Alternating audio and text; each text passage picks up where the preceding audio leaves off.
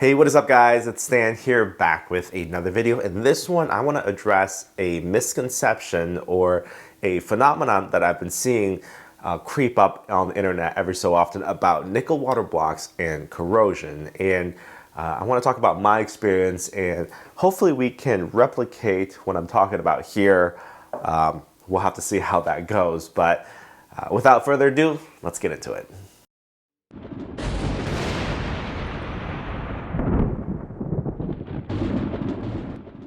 I've been water cooling computers for over a decade now, and I want to say that I've got quite a bit of experience on the different components, the different kinds of fluids, and how they interact with each other. I've done everything from the pastels to the colors to everything in between, and usually what I settle upon or what I prefer to use is just distilled water with a biocide because it's easy to clean up. If you ever have a leak, you don't have to deal with staining.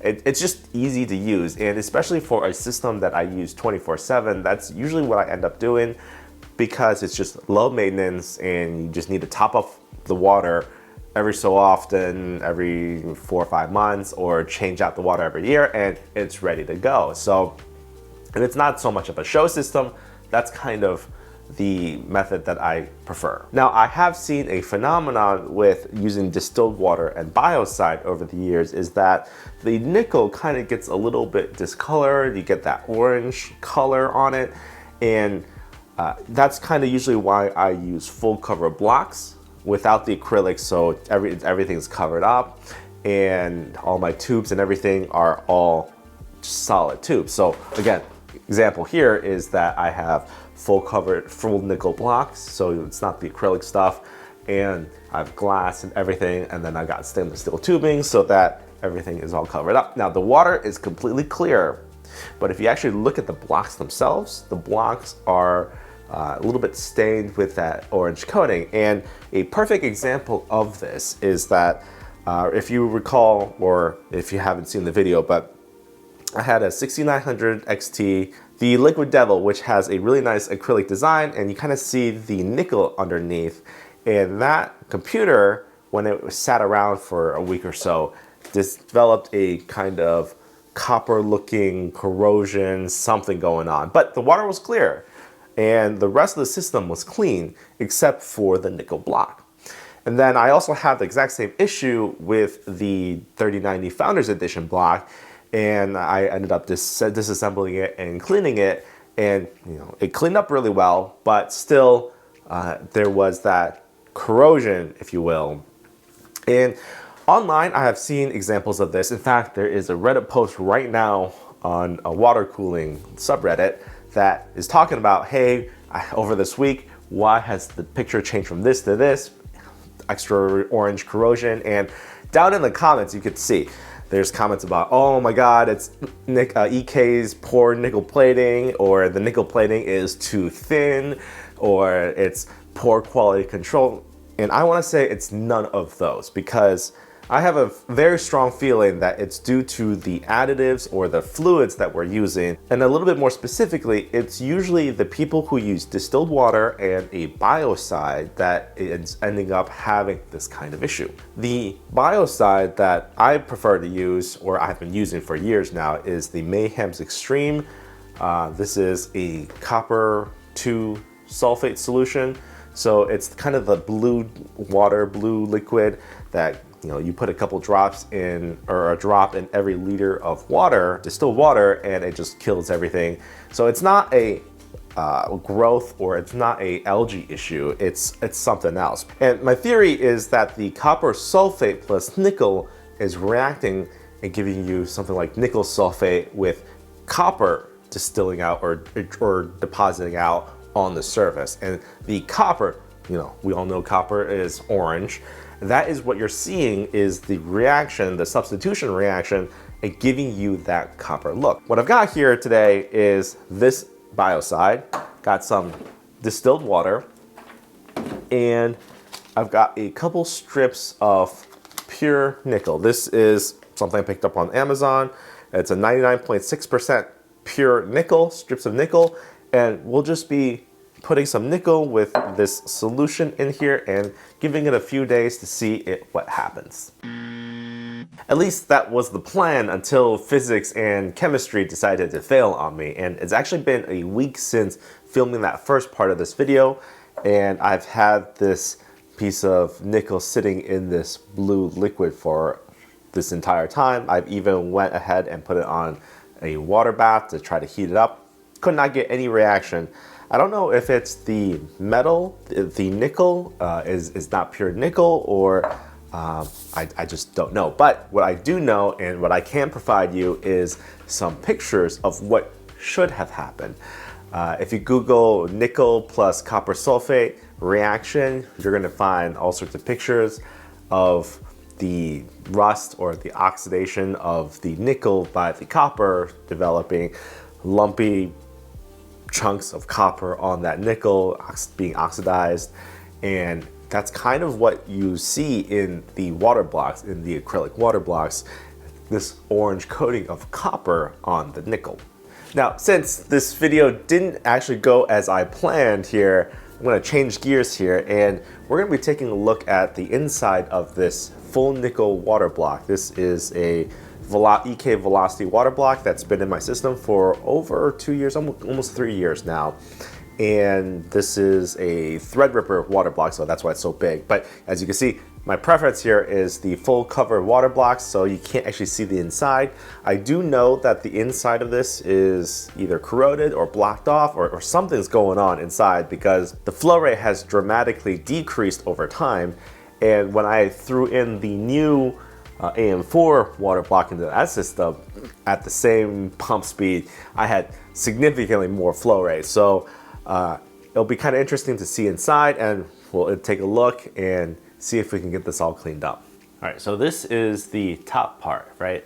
And the water goes in and it goes through this channel, and it goes, basically is directed onto the cold plate, right? And the cold plate has all these channels built directly into the cold plate. So that's where you get the most heat transfer going on here. The main purpose of the jet plate is to make sure that the water stays as close as possible to this cold plate and stays within these channels. And that's basically all there is to a water block. The most interesting part of this water block, being 3 years old, and you can see it's heavily corroded here, is water is supposed to go into the middle, and the channels are very, very, very thin. And if I can get it to focus on that right there, see that? And the water has to go into the channels, and it comes in right at the middle.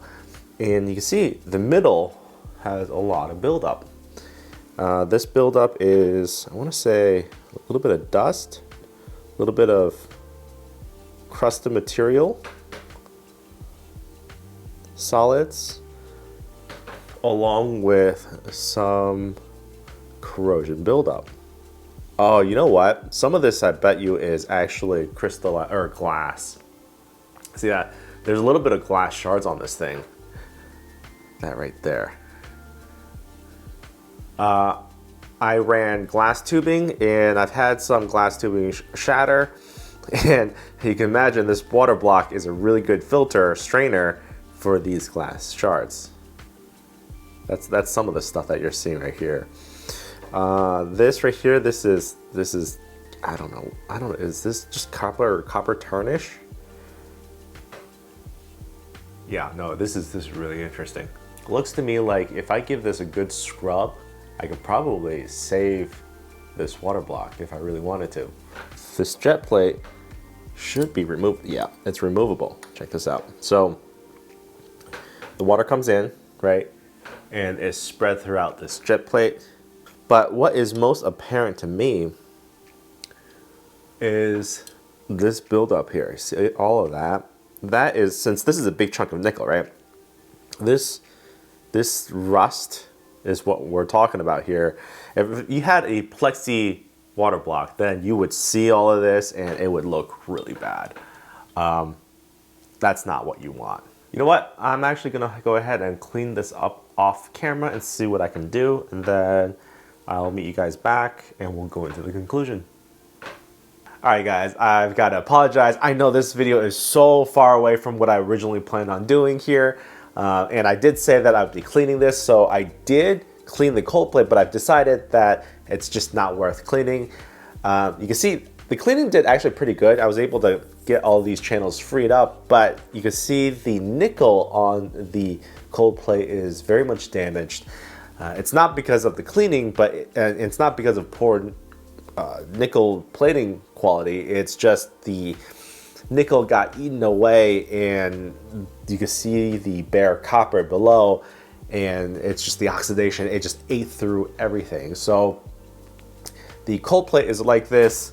I want to say this is a stainless steel jet plate. The jet plate, you can scrub it and it'll be completely clean, but I didn't really scrub it that hard because at that point I had already given up. And you can see here the top full nickel. This isn't, well, this is also nickel plated, but a big chunk of copper nickel plated, but the corrosion on here is pretty extreme as well. In fact, I want to say this looked a little bit worse than this did originally. So I'm not going to be running Threadripper anymore, and I think it just might be time to retire this water block and just be done with it. Let me try to summarize what we've learned and distill it down to a few rules of thumb. So if you are running a distilled water with a biocide with copper sulfate, you're probably going to end up with water blocks that look like this on the inside if you use it for an extended period of time over a couple of years. Functionally, the water blocks work just as fine. The restriction that I had with mine wasn't really due to buildup. It was more due to glass shards and just junk in, like physical junk pieces in the loop.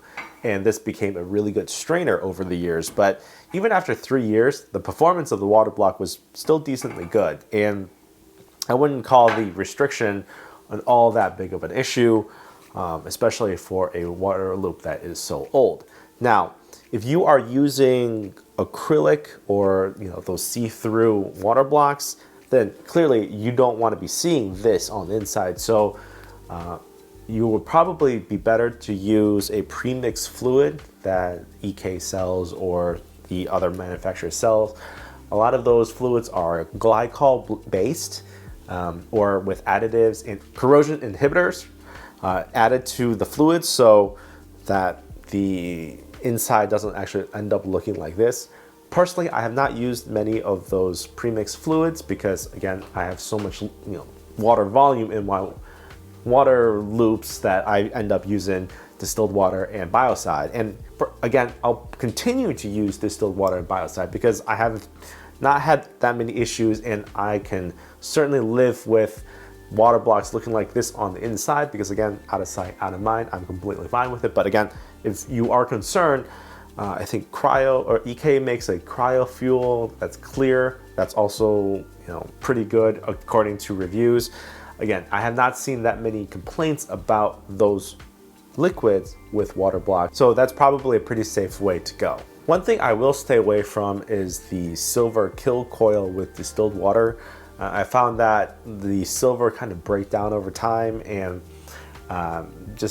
it's not very effective. So go with the liquid biocides like this if you do intend to stick with distilled water.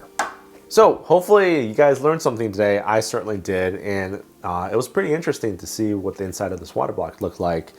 If you have any questions, go ahead and comment down below, and I'll try to answer them, or we can have a discussion about fluids and water cooling and what's best practices.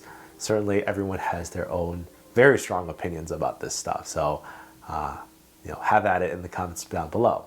Now, as always, if you like this video, make sure to hit that like button, and I'll see you guys in the next one.